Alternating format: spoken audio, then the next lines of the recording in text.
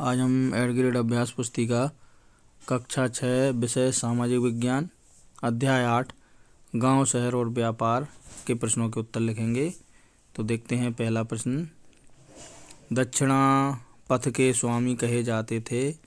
ए Maurya, B Satavahana, सी Chola, D Kushan. सही उत्तर है इसका बी सातवाहन। बी वाले विकल्प पे सही का चिन्ह लगा लें। अगला प्रश्न है दूसरा। बेरी गाजा जो भरूच का यूनानी नाम है वर्तमान में किस प्रदेश में स्थित है। इसके विकल्प हैं ए मध्य प्रदेश, बी तमिलनाडु, सी गुजरात, डी उत्तर प्रदेश। सही उत्तर है इसका सी गुजरात। सी वाले विकल्प पे सही का चिन्ह लगाएं। अगला प्रश्न है तीसरा। संगम साहित्य में संगम शब्द का क्या अर्थ है।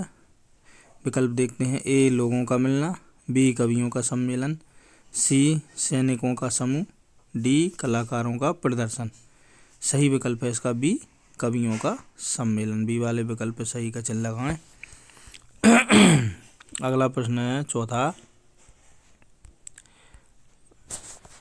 मथुरा के अभिलेखों में निम्न में से कौन सा उल्लेख नहीं मिलता।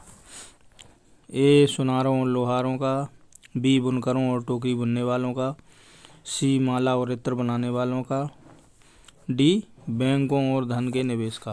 तो सही विकल्प है इसका डी बैंकों और धन के निवेश का।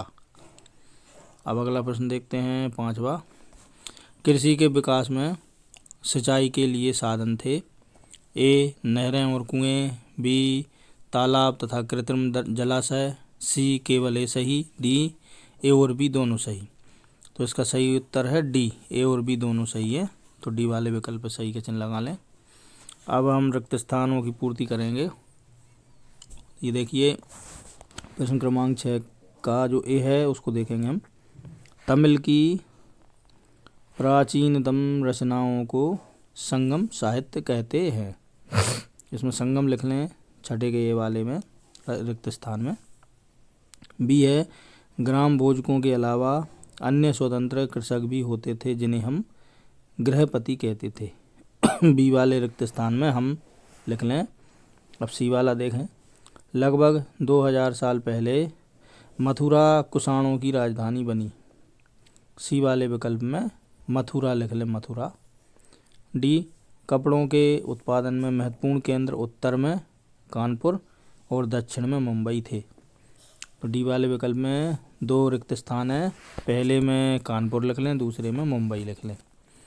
अगला प्रश्न ई वाला। काली मिर्च को रोमन साम्राज्य में काला सोना नाम से बुलाते थे। ई वाले विकल्प में काला सोना लिख लें। अब हम प्रश्न उत्तर देखते हैं। अभी रिक्त स्थान और सही विकल्प कंप्लीट किए हमने। अब हम प्रश्नों के उत्तर लिखते हैं।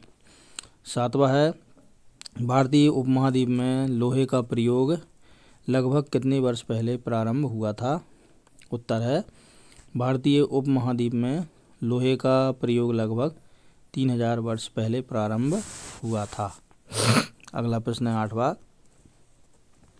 ग्राम भोजक कौन होते थे।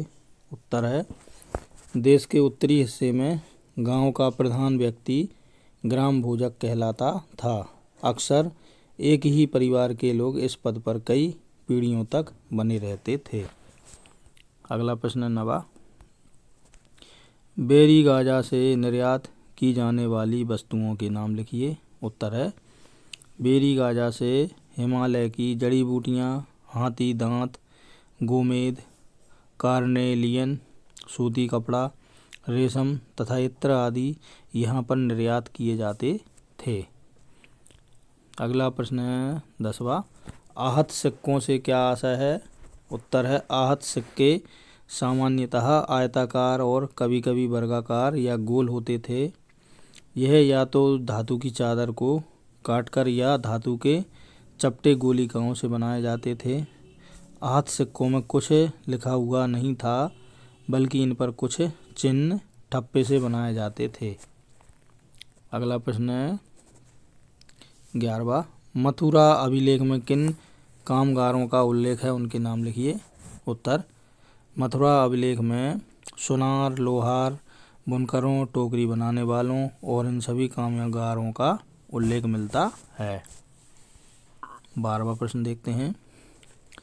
उत्तरी काले चमके पात्रों का निर्माण किस तरह किया जाता था? उत्तर है उत्तरी काले चमके पात्र एक कठोर चाक निर्मित धातु की तरह दिखने वाले तथा चमकदार काली सतह वाले पात्र हैं। इसे बनाने के लिए कुम्हार मिट्टी के बर्तनों को भट्टों पर उच्च तापमान पर रखते थे, जिसके परिणाम ये पात्र स्वरूप बन जाते थे। अगला प्रश्न देखते हैं 13वां। अरिकामेडु पत्तन का वर्णन कीजिए। उत्तर है लगभग 2200 से 1900 साल पहले अरिकामेडु एक पत्तन था। यहाँ दूर दूर से आए जहाज से सामान उतारे जाते थे। यहाँ ईंटों से ये बना एक ढांचा मिला जो संभवतः गोदाम रहा होगा। यहाँ भूमध्य सागरीय क्षेत्र एंकोरा जैसे पात्र मिले हैं। इनमें शराब या तेल जैसे तरल पदार्थ रखे जा सकते थे। अगला प्रश्न है 14वां। समुद्र तटीय राज्यों की मुख्य विशेषताएं लिखिए। उत्तर है पहला, समुद्र तटीय राज्यों में बहुत से पहाड़, पत्थर और नदी के मैदान हैं। दूसरा, नदियों के मैदानी इलाकों में कावेरी का मैदान सबसे अच्छा है। अब अगला प्रश्न देखते हैं 15। श्रेणी शब्द का क्या अर्थ है? उत्तर, अनेक शिल्पकार तथा व्यापारी अपने अपने संघ बनाने लगे थे, जिन्हें श्रेणी कहते थे। शिल्पकारों की श्रेणियों का कम प्रशीतन देना, कच्चा माल उपलब्ध कराना तथा तैयार माल विपणन करना था, जबकि व्यापारियों की श्रेणियां व्यापार का संचालन करती थीं। अगला प्रश्न देखते हैं 16। पाठ्य पुस्तक के पृष्ठ 75 पर दिए गए औजारों के चित्र बनाइए तथा वर्तमान में उनका क्या उपयोग किया जाता है लिखिए। देखिए पाठ्य पुस्तक का जो आप पृष्ठ यानी पेज 75 आप निकाल के ये चित्र बना सकते हैं। ये देखिए पहला जो चित्र है ये संसी का चित्र है। गर्म चीज़ को उठाने के लिए संसी का उपयोग करते हैं हम। और ये कुल्हाड़ी है जो कि पत्थर की बनी हुई है। और ये हंसिया है ये वाला। तो आप ये अपने पाठ्य पुस्तक जो है उसमें से ये तीनों चित्र देखकर बना सकते हैं, या यहाँ से हमारे द्वारा बने हुए चित्रों को देखकर भी बना सकते हैं। अब इनका उपयोग देखते हैं हम। उत्तर में इन औजारों का वर्तमान में उपयोग कृषि कार्य, घरेलू कार्य, लकड़ी काटने आदि कार्यों में किया जाता है। इनका ये तीनों का। तो इसी के साथ हमारा ये पाठ 8 यहाँ पर कंप्लीट होता है। यदि आपको हमारा ये वीडियो अच्छा लगा हो तो वीडियो को लाइक ज़रूर करें और कमेंट सेक्शन में जाकर आप अपने महत्वपूर्ण सुझाव भी भेजें। इसी प्रकार के और अधिक वीडियो देखने के लिए हमारे चैनल को सब्सक्राइब ज़रूर करें और बेल आइकन को भी प्रेस करें, ताकि आगे आने वाले नोटिफिकेशन के द्वारा आगे आने वाले जो हमारे वीडियो हैं उनकी जानकारी नोटिफिकेशन के द्वारा आपको मिलती रहे। धन्यवाद।